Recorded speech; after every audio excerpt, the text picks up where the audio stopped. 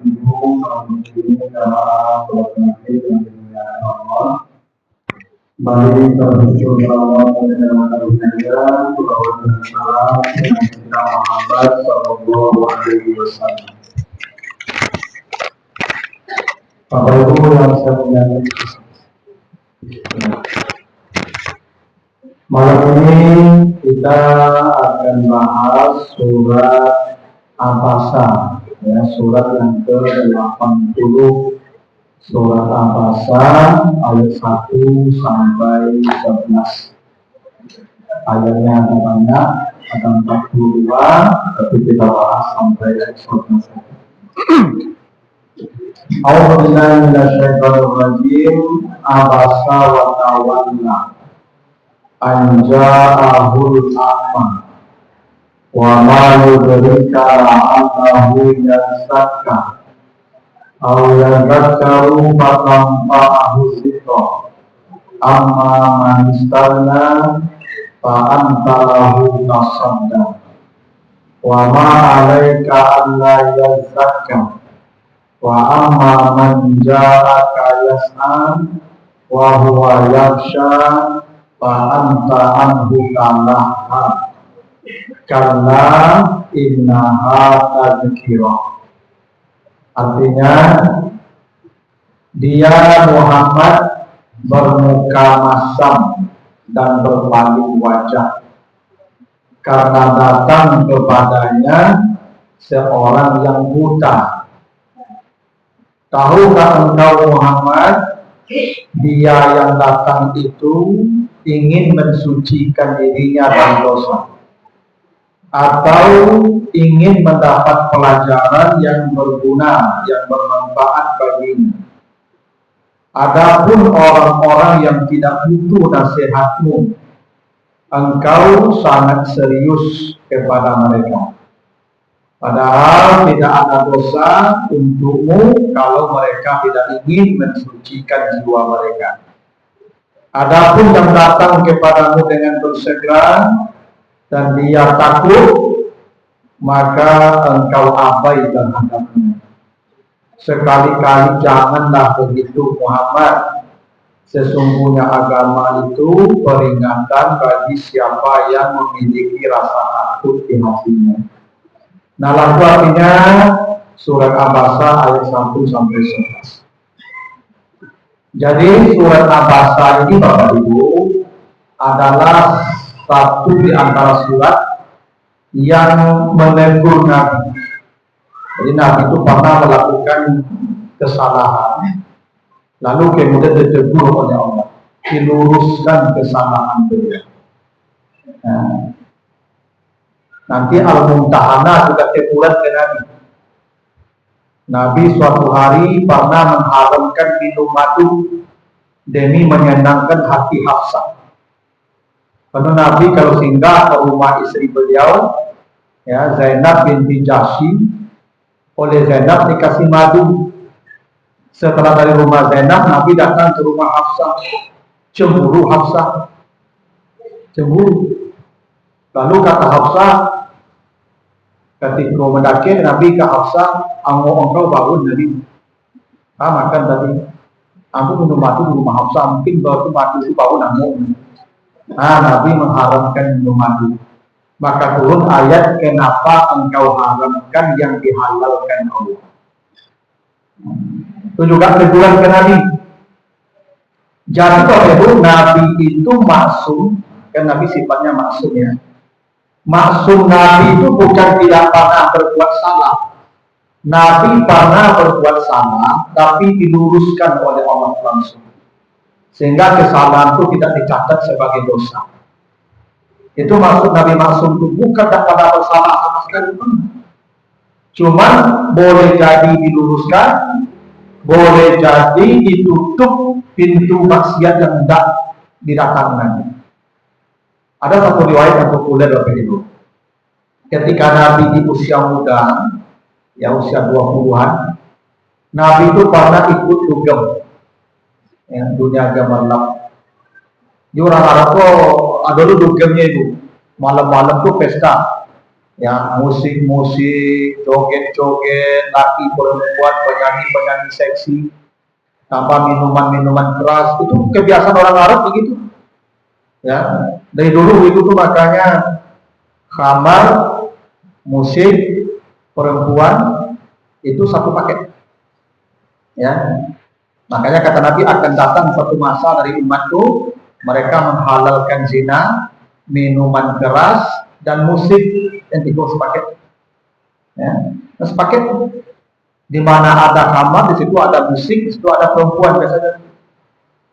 Nah, maka dari suatu malam diajak oleh teman-temannya, ya, pergi dugem, ya, ke dunia malam, naik klub. Gimana celawak naik klub ini? Gue lebih ya, bayangkan bangunan sudah pesta malam saja. Maka Nabi ikut Nabi pesta malam. Begitu Nabi berada di tengah kerumunan orang banyak itu, pesta ketika hendak dimulai, musik sudah mulai ditabuh, penyanyi-penyanyi sudah siap, joget-joget sampai mulai, minuman keras sampai dikeluarkan, tiba-tiba Nabi mengantuk sekantuk-kantuknya. Dan Nabi tidur di tengah orang banyak itu. Tidak ada satu pun di tengah Nabi. Sampai besok dah siang, baru Nabi bangun. Nah, itu namanya masuk. Jadi Nabi itu begitu. Kalau terdengar musik, terdengar pesta, itu kantuk. Nah, kalau awak dengan ceramah kantuk, ceramah mulai dulu. Beda Nabi jawab di situ. Kalau Nabi berbunyi musik, kantuk. Kalau awak ceramah mulai. Nah, jadi Nabi itu masuk, dia benar pernah berbuat salah, tapi Allah luruskan kesalahan. Ini salah satunya surat Abasa ini. Jadi cerita surat Abasa itu, Bapak Ibu, ada sebab turunnya. Suatu hari Nabi sedang berdakwah di tengah tokoh-tokoh Quraisy, kepala-kepala sukunya lah. Ada di situ Al-Walid bin Al-Mughirah, ada Abu Sufyan, dan tokoh-tokoh kepala-kepala suku. Nabi sangat ingin orang-orangnya masuk Islam. Ingin sekali lagi orang masuk Islam. Kenapa? Karena dulu itu dakwah yang paling efektif ke kepala suku, karena mereka hidupnya bersuku-suku. Jadi orang kalau hidup bersuku-suku, maka kepala sukunya saja dapatkan, pengikutnya suku-sukunya ikut gitu. Di Papua itu Ibu, cara berdakwah yang paling baik kepala sukunya. Kalau kepala sukunya masuk Islam, anggota suku masuk Islam. Karena dalam tradisi orang hidup bersuku-suku, loyalitas tertinggi itu ke kepala suku. Hitam putihnya suku itu ada di tangan kepala suku. Nah, Nabi ingin ini orang-orang besar masuk Islam. Maka Nabi sedang menjelaskan Islam itu apa, bagaimana kebaikannya, bagaimana ajarannya. Tiba-tiba datanglah seorang sahabat yang buta, namanya Abdullah bin Umi Maktum. Buta, dia tidak melihat Nabi sedang berhadapan dengan siapa. Dia tidak tahu Nabi sedang berdakwah dengan orang-orang penting dengan matanya buta. Dan memang Abdullah bin Umi Maktum itu salah satu sahabat yang sangat gigih mencari ilmu, walaupun buta. Kemana ada Nabi, di sana dia datang tuh. Buta dia, tapi ambisi ilmunya luar biasa Abdullah bin Umi Maktum. Nah, begitu datang ketemu Nabi, langsung dia menyela. Ya Rasulullah, kasih saya nasihat. Dia minta nasihat. Nabi sedang serius. Seperti saya sekarang nih. Saya sedang ceramah, tiba saja datang Ustaz minta nasihat. Kan susah. Nabi tetap saja dengan orang-orang ini, dia minta nasihat lagi, ya Rasulullah kasih saya nasihat. Memang para sahabat itu begitu Ibu, kadang mereka berjalan bermil-mil berjalan untuk minta nasihat Nabi. Makanya ada satu riwayat, ada sahabat berjalan puluhan kilo, lalu ketemu Nabi minta nasihat, ya Rasulullah berilah saya nasihat. Kata Nabi, la taghdab, jangan marah. Sudah, segitu saja. Itu berkilometer itu mencari Nabi hanya menerima satu nasihat, jangan marah. Nasihat. Dia tidak kuat. Masuk sejauh itu berjalan kaki, jangan marah sih, cinta gitu. Dia minta tambah lagi, tambah nasihatnya ya Rasulullah. Kata Nabi, la taghdab, jangan marah. Nah, itu sejauh itu berjalan jangan marah sih. Minta saja, ya Rasulullah tambah nasihatnya. Kata Nabi, la taghdab, jangan marah, walakal jannah, untuk surga. Ini nasihat itu penting itu. Itu sahabat berjalan kaki puluhan kilo hanya untuk menerima nasihat jangan marah. Ya, sahabat begitu ingin bernasihat itu. Iku lah tipu tukang nasihat kamari dan kau cari itu. Dari dulu tipu kamari bagi nasihat. Pulang itu bagi dapat. Beda oleh sahabat itu. Sahabat Rasulullah puluhan kilo berjalan kaki minta nasihat. Iku lah tipu tukang nasihat. Ya, sadar wantah berjalan kemarin. Pulang. Begitulah sahabat sunnah. Abu Bakar pun aku minta nasihat. Minta nasihat ya Rasulullah. Nabi sedang serius. Akhirnya Nabi mukanya jadi masam. Sewot Nabi. Ya, masam wajah Nabi. Lalu Nabi tak menghadap lagi ke Abdullah, menghadap saja ke orang-orang besar yang sedang dihadapi Nabi. Maka turunlah ayat ini menegur Nabi. Muhammad, jangan bermuka masam padanya, jangan berpaling muka darinya, walaupun dia buta datang kepadamu. Karena dia ingin mensucikan dirinya, ingin dapat pelajaran yang bermanfaat. Orang-orang besar yang kau hadapi belum tentu butuh nasihatmu. Engkau serius dengan mereka. Yang ini datang sungguh-sungguh, takutnya kepada Allah ada, kau tidak memberi nasihat kepadanya, jangan begitu. Kata Allah. Jadi ini ayat, teguran ke Nabi agar tidak berlaku ya bermuka masam dan berpaling dari sahabat yang akan minta pelajaran. Itu sebab ayat ini turun. Abasa. Maka nama suratnya Abasa. Ini bermuka masam. Ayat ini Bapak Ibu, walaupun ditujukan ke Nabi, tapi ayat ini mengandung banyak pelajaran, banyak pesan, terutama terkait adab kita dalam belajar atau mengajar. Jadi Bapak Ibu kalau belajar, kayak sekarang kan belajar nih, saya mengajar, ibu bapak punya adab, saya punya adab. Dua-duanya harus beradab. Karena di majelis ilmu itu harus ada adab. Adab itu mendahului ilmu. Karena adab itu memang itu sebab ilmu itu tercurah ke hati kita. Orang kalau tidak beradab dengan ilmu itu sekedar lepas lewat saja, tidak akan bercokol di hatinya. Karena ilmu itu seperti air. Nanti baca di surat Al-A'raf ayat yang ke-17 itu perumpamaan ilmu dengan air. Kan makanya ini disebut siraman rohani kan? Ya kan? Disiram biasa pakai apa? Air kan? Kalau air menyirami jasmani Bapak Ibu supaya bersih, maka ilmu menyirami rohani. Berarti ilmu seperti air. Sama. Sifat air, Allah gambarkan sifat air turun dari tempat yang tinggi, dari langit, lalu turun ke gunung-gunung, ke bukit-bukit. Tapi kata Allah, air tidak menetap di gunung dan di bukit. Fasalat awdiyatun, dia akan menetap di lembah-lembah. Semakin rendah itu tempat, semakin banyak air di sana. Ada gitu. Di gunung lewat saja. Tapi kalau rendah sampai itu, maka air akan banyak di sana. Makin rendah, makin banyak air di sana. Apa maknanya itu pesannya?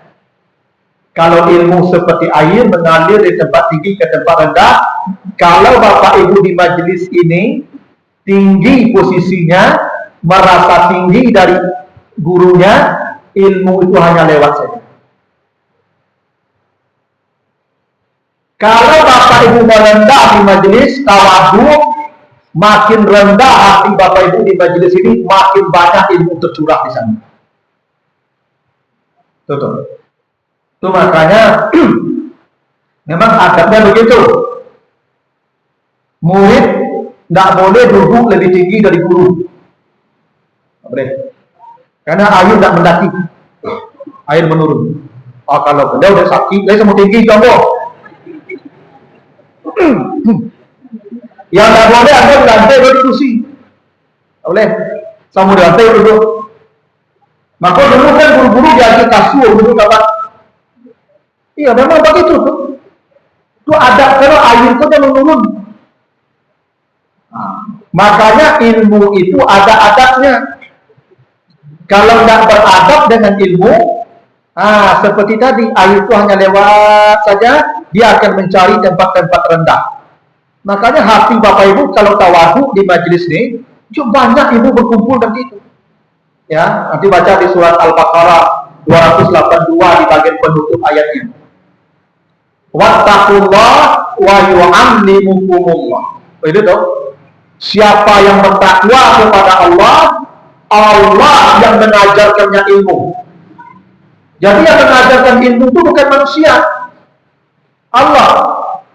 Makanya zaman dulu ada orang apa itu ya cepamio tuh, cie diajar nah 10 orang petinya.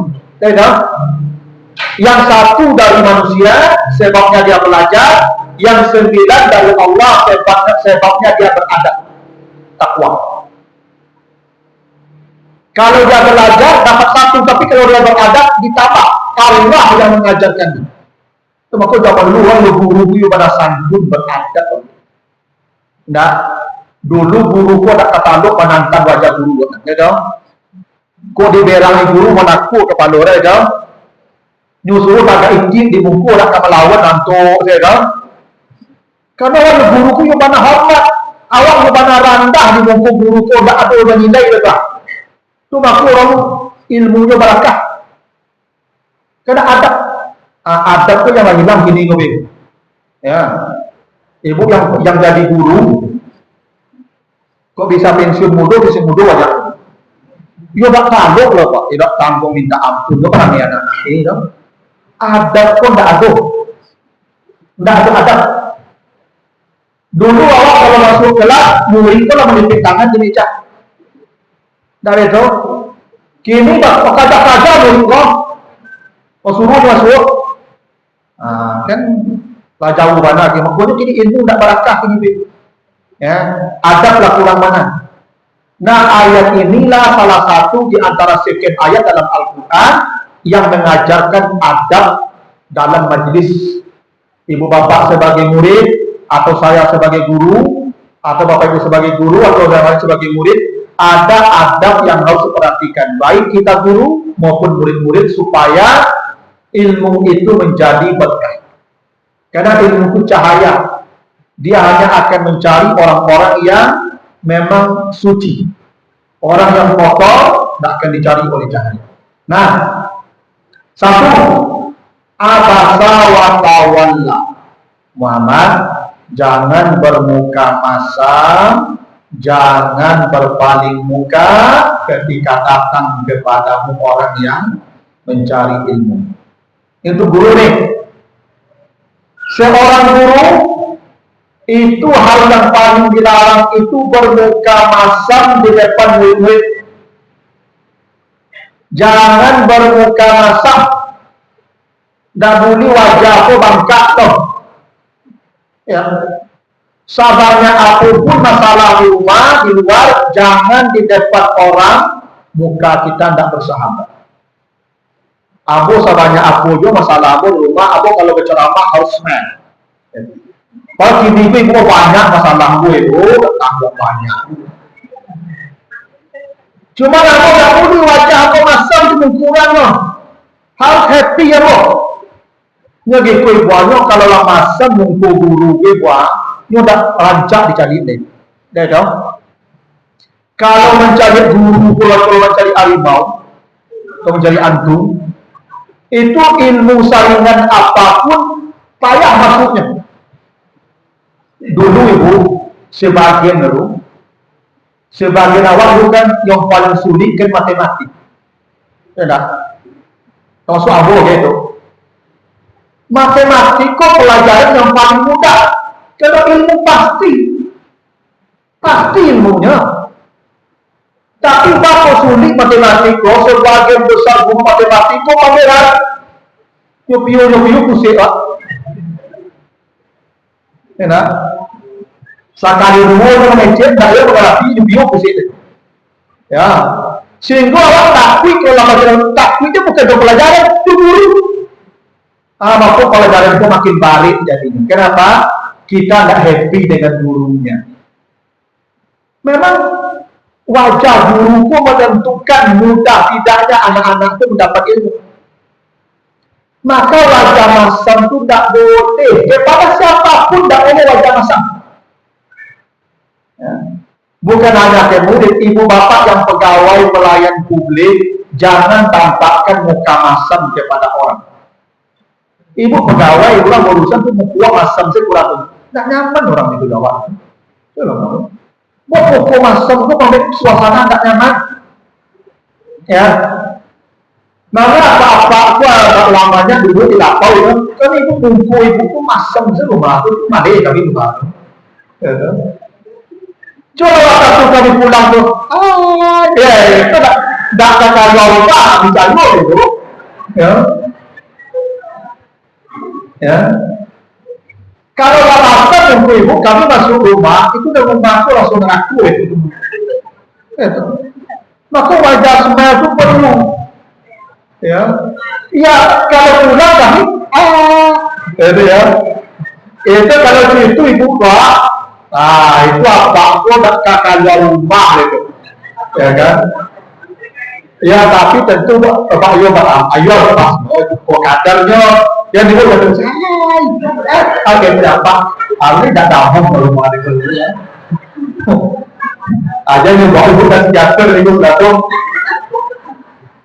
Tapi itu penting ibu supaya orang nyaman suasana. Coba ibu kayak. Ya pelajaran itu walaupun sulit, kalau cinta, pasan, kesenangan, itu jadi mudah. Mudah ibu. Kamu belum mudah belajar bahasa Arab kok itu ulang paling sulit ibu. Bagi aku paling menyenangkan, karena guru bahasa Arab itu memang menyenangkan. Sana ngomong itu, sebut itu tadi. Ini ibu awak kalau tanam, kalau orang tua, kalau orang ujung, orang tua, takkan beribu itu bergila-gila gitu, enak. Nah itu kalau aku sana gitu kambingnya bunyi lagu dangdut karena hati sehingga aku menjadi kecil itu yang penyintas hati waktu ya ini penting di bapak ibu jangan ukurnya masam karena tidak boleh masam untuk kau orang rumah mulai ya itu baru dari pagar itu baru itu ibu pun lah camin. Padahal kalau payah di pagi, waktu pulang mengambung kan. Senyum lah, ya kan? Pas di pintu tuh, Assalamualaikum bidadariku, air berkos itu apa pulang gua? Oh iya, aku tanya apa agak ibu, enak. Itu namanya abasan. Jadi tidak boleh bermuka masam, memang tidak boleh. Adat begitu. Karena hukum masam itu tidak menyenangkan. Memang tidak menyenangkan. Orang pun tapi penyakit awalnya. Apalagi remaja anak-anak ibu atau coba guru-guru TK itu tidak happy remaja anak. Memang begitu harus menghadapi orang itu. Tidak boleh muka masam. Makanya Nabi ditegur karena bermuka masam. Padahal Bapak Ibu ini orang buta. Anjahul amma orang buta. Kalau orang buta kan tidak melihat ekspresi wajah kita. Kepada orang buta saja tidak boleh bermuka masam, apalagi kepada orang yang melihat. Ya, nah, ini sering nih. Ini dulu kan terkenal banget di rumah sakit, lagi rumah sakit umum. Nah, itu perawat-perawat wajib punya masam. Panduna, antidiabet, oke. Tidak begitu. Kadang-kadang orang tuh dia mencari bantu waktu itu, nyo nggak sakit tapi jadi sakitnya. Nah, tapi kalau raja itu sembahyang tadi, orang sakit bisa sehat belum berbeda. Penting untuk itu, ya. Makanya Nabi itu kalau pulang ke rumah Rasulullah yang Khadijah itu Nabi itu banyak tenang langsung, tidak ada masalah. Ada masalah banyak di luar tadi. Ini Rasulullah yang Khadijah kenapa Khadijah tidak pernah bermuka masam seumur hidup. Seumur hidup Khadijah tidak pernah masam menunjukkan Nabi, walaupun tidak jadi berlanjut aja. Pada Nabi ke Gua Hira 6 bulan Nabi bolak-balik Gua Hira, Mekah halus Wadung di puncak bukit itu pulang tak pernah lagi berlanjut loh. Itu Khadijah mukul yo tak pernah masam wal asli natural senyumnya. Kau ibu-ibu enggak terlambat saya transfernya. Enggak edo saya bantu. Ibu kan banyak dulu tahajud di mana Al-Quran one day majelis taklim 2 kali seminggu. Terlambat berlanjut enggak edo. Enggak pengaruh ibu tahajud bangun. Mau kamasa enggak boleh. Enggak boleh mau kamasa. Ke siapa saja lah. Ya, maka Nabi ditutup. Ke orang buta saja dilarang. Betapa indahnya akhlak Islam itu. Kalau orang buta tidak boleh membuang asam. Bagi kurang menjadi. Ya, Watawanlah jangan berpaling muka. Berpaling muka tidak boleh ibu. Kalau ada orang mikir, aduan membuat inyo. Ambo ibu. Pak Quraish Shihab, Profesor Quraish Shihab, terlepas lebih kurangnya beliau, saya yang paling bersimpati dengan Pak Quraish Shihab Tuhan. Kalau kuliah, itu kalau ada mahasiswa katanya, yubana cari wajah mahasiswa. Seakan-akan ini pertanyaan baru pertama dia dengar. Padahal ini pertanyaan receh biasa. Tapi begitu cara dia menghadapi orang, menghadapi ilmunya kurang. Ada sebagian dosen itu bego, macam anak mahasiswa katanya tapi orang pelatih mahasiswa katanya apa pertanyaanmu tadi? Tidak ada itu, tidak beradab seperti anak, namun itu canggih orang untuk mengecek. Makanya bingung kalau berceramah, dan selalu coba tembok, kalau di tembok belakang bukan itu. Tidak beradab, namun dong. Ada sebagian ibu itu gitu tuh. Kalau bilang waktu apa aku untung tonggakan gini-gini. Ada tonggak kadang sama aku ibu kembali tonggak itu membelakang ke Ustaz. Memalingkan wajah saja tidak boleh. Kamu lagi membelakang Ustaz. Ibu membelakang Ustaz itu sombong. Karena menganggap tidak penting kan. Kan membelakang itu kan penting namun. Cuma kalau zaman dulu kan kalau belajar di kelas ibu kursi kok duduknya masuk ke dulu dah. Ya betul tuh. Nah, cuma aku di masa tidak menutup itu karena laku pinggangnya banyak yang enggak ya. Kan harusnya begitu tuh menghadap kan begitu. Apa di Madinah atau tadi begitu kalau ceramah apa? Yang ramai itu sepanjang tembok, yang singkong ada orang apa? Cerita aja ya. Makanya aku panjang nggak nyaman ceramah di Mesir Raya tuh. Mesir Raya kadang-kadang kan. Jamaah kota panjang bindi yang betul Pak. Kok bisa nggak? Ya kadang mendengar acara malam lagi gaib, itu baru jadi masalah ya. Tapi dalam ilmu itu harus wajah kita dihadapkan. Itu remeh bentuknya, tapi itu penting. Ambo itu kalau magang, kalau ada mahasiswa duduk di buku kaki ambo, itu ambo catat pertama. Kalau sekian kali pertemuan duduk kali di buku lagi ambo langsung lagi B. Tapi tak usah B, kayaknya lupa ibu kuliah boleh. Tinggal mencari A. Sebab menurut keyakinan ambo, ini waktu duduk di buku kok tentu ini serius.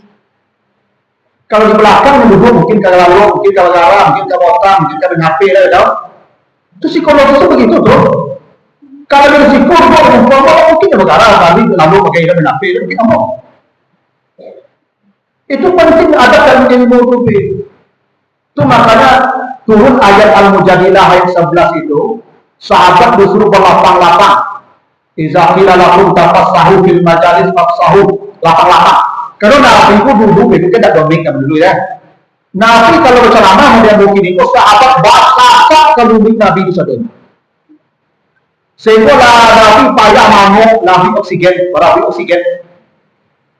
Maka kata Allah berlapang-lapanglah sedikit. Yang sah-sahan mana Nabi itu. Itu semangatnya sahabat. Menyasar ke Nabi itu. Takutnya sahabat itu ada yang tak terangah. Itu dong. Maka tidak boleh memalingkan wajah. Ini ke siapa saja. Ada apa-apa kok. Istrinya mengecek jeno, ya sih. Ibu bapak mengecek bapak main HP, dia mengecek jeno lagi, dah pernah ibu mengecek itu. Mengecek lagi. Tidak. Kalau yang perahu kedangan tadi pak, kalau tidak mencari ibu, kalau mengecek itu lagi, mengecek, kita pernah mengecek ibu mengecek dia. Ya. Tidak boleh berpaling muka, tidak boleh. Ya, kawanlah namun. Ya, itu jelas itu. Kalau ada orang mengecil kawat, cari lawan jangan. Kini ada yang kurang gini be. Coba cari acara talk show di TV-TV. Kalau satu berbicara, yang lain sebut menanti. Yang lain bicara, jangan sebut menanti. Jarang aku bicara, aku menghubung. Aku bicara, jarang. Tapi itu adab namanya. Ya, ketika ada yang bicara, jangan palingkan wajah kita. Nah, ini disuruh ibu kalau ceramah, ustaznya balik ilmu aja deh. Mari. Ya kan? Itu adab namanya dong. Lalu kata Allah, Anda Abu Akma datang kepadanya orang buta. Ini adab dalam ilmunya. Ja'ahu. Ini orang buta mendatangi Nabi untuk belajar, buta mendatangi Nabi. Adab dalam ilmu itu adalah ilmu itu didatangi, bukan mendatangi. Itu adab. Maka Nabi Khidir berjalan mencari pertemuan dua lautan menemui guru untuk belajar. Nabi Musa dan Nabi Khidir. Di surah Al-Kahfi baca nanti. Ilmu itu didatangi, bukan mendatangi. Makanya zaman siswa, guru-guru zaman siswa cuali semua. Dia pakai surau untuk surau. Dia masih surau siaran butuayi, dah pun tak itu dah jauh. Semua kan itu, kan tak pernah semua berjalan-jalan ke rumah orang.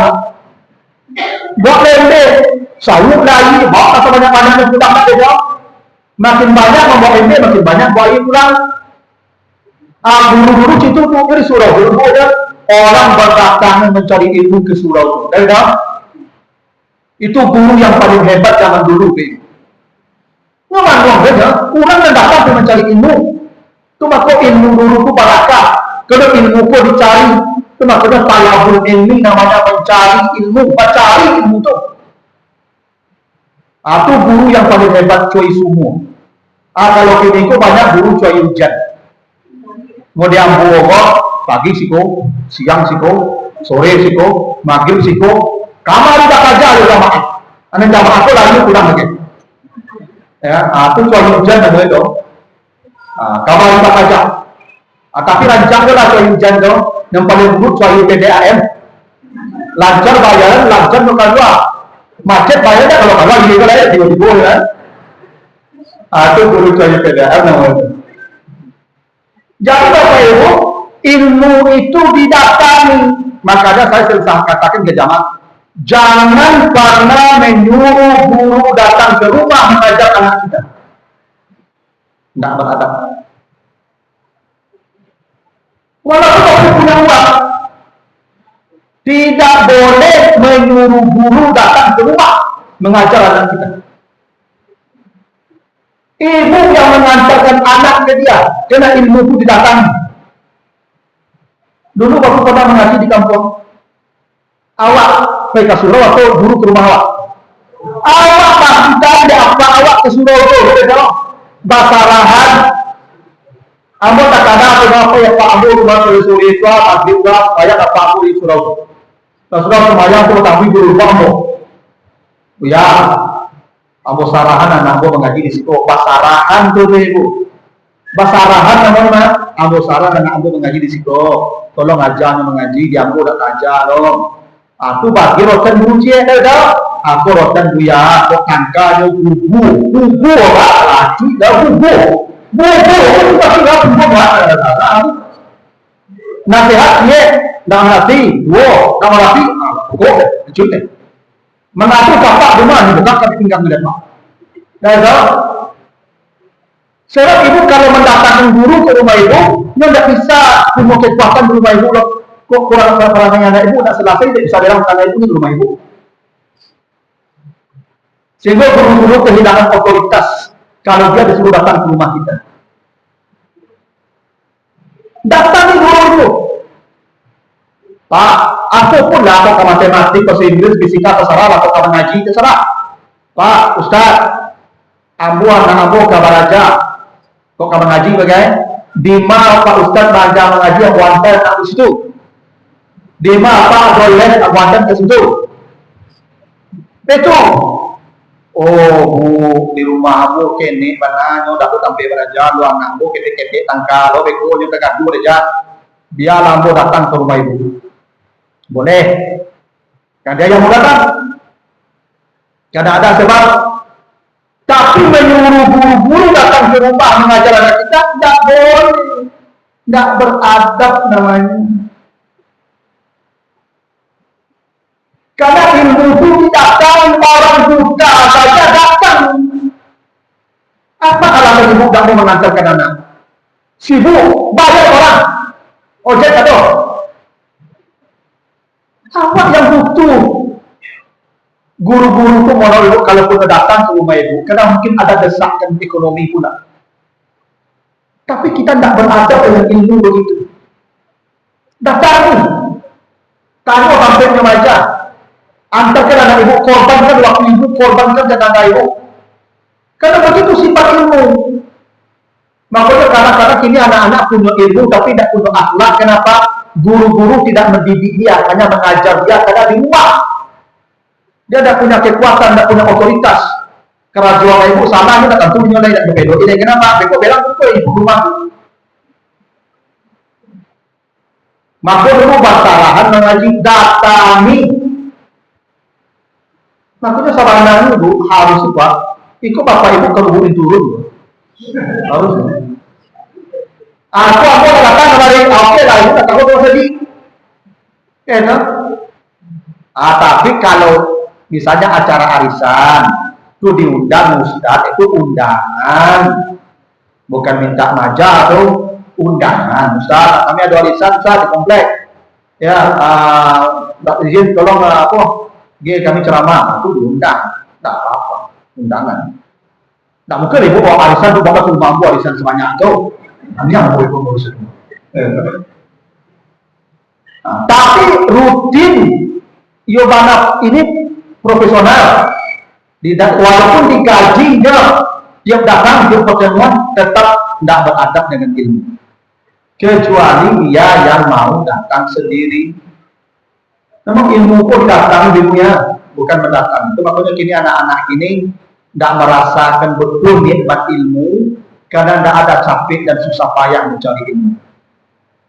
Nabi Musa, bacalah ceritanya nanti di surat Al-Kahfi mulai ayat 62 itu. Nabi Musa itu berjalan sampai letih seletih-letihnya untuk mencari guru. Kata Nabi Musa, saya akan habiskan usia saya untuk mencari dia. Begitulah ilmu dicari, didatangkan. Nah itu kenapa bahasanya anja'ahul a'ma, ketika datang kepadanya orang yang buta. Ada hal yang menarik terakhir gitu ya, ini dua ayat saja ya, ayat 3 sampai 11 di pertemuan berikutnya kita lanjutkan, insyaallah. Karena waktu kita masuk 1 menit lagi. Jadi tidak usah bertanya aja, kita terima aja foto ibu, nyaman. Ya. Abasa wa tawalla itu person ketiga. Dia bermuka masam, dia berpaling. Padahal yang ditegur Nabi. Kenapa Allah tak menjadikan person kedua? Kenapa person ketiga? Kan bisa saja abasta, engkau jangan bermuka masam, engkau jangan berpaling, pakai engkau. Tapi tidak pakai dia. Dia bermuka masam, dia berpaling. Dijadikan person ketiga. Wahid orangnya tidak ada. Padahal orangnya bukan kita. Kenapa Allah jadikan person ketiga, tidak person kedua? Kenapa dia, tidak engkau? Ini teguran. Menegur orang tidak boleh kalau di depan orang banyak tertuju langsung ke orang itu. Bikin person ketiga supaya indah teguran itu. Ibu kalau mau tak, dari tadi mau jadi mau tak aja. Jangan boleh ibuku mau tak berarti lah mau tak apa ceramah. Ibuku dah lalu atau mana itu sayur. Karena aku mempermalukan beliau. Nah, tahu? Tapi kalau saya ingin menegur, jadikan person ketiga. Saya ceramah di banyak tempat, Bapak Ibu. Kebiasaan ibu-ibu di sana itu kota ketika mau berceramah. Yang maksudnya buat. Tapi mau satu sampai lain, ibu-ibu di situ kota mana? Yang mau itu langsung tidak wah di sini, ya. Aku cara menegur yang halus. Tidak boleh kasar menegur orang walaupun salah kerjanya. Tidak boleh kasar. Makanya personnya ketika dia bukan. Ya, saya pernah ada guru dulu, profesor. Pantangan beliau kuliahnya HP bunyi. Ya dulu kan HP tidak secanggih ini. Kayak HP yang Nokia dulu tuh. Kan canggih itu. Nah itu semua mahasiswa tahu kalau HP bunyi marah bapak. Tapi satu kali HP teman bunyi, ulang mau merah padam kau takui. Nah kita ke HP kan bunyi ngambil HP-nya. Maaf ya, saya lupa mematikan HP saya tadi. HP-nya lama. Itu namanya mengalihkan apa itu objek. Kan teguran tuh. Bisa aja dengan ciam dapat kali uang pakak mau dikecek mati dapet gitu dapet. Kan bisa gitu tuh. Tapi malu anak tegur. Mungkin nak lalu aku makan di kulit. Nah begitu adab menegur nanti. Jadi kalau ada yang salah, jadikan person ketiga, jangan person kedua. Itu adabnya dalam Islam itu tinggi nih buat. Orang salah pun ditegur, jangan dipermalukan orang itu. Tegur aja dengan cara yang indah. Nah itu dulu, Bapak Ibu ya. Baru ayat yang kedua ya, 3 sampai 11 insyaallah kita lanjutkan di pertemuan berikutnya. Subhanakallahumma wa bihamdika, asyhadu an la ilaha illa anta, astaghfiruka wa atubu ilaika. Assalamualaikum warahmatullahi wabarakatuh.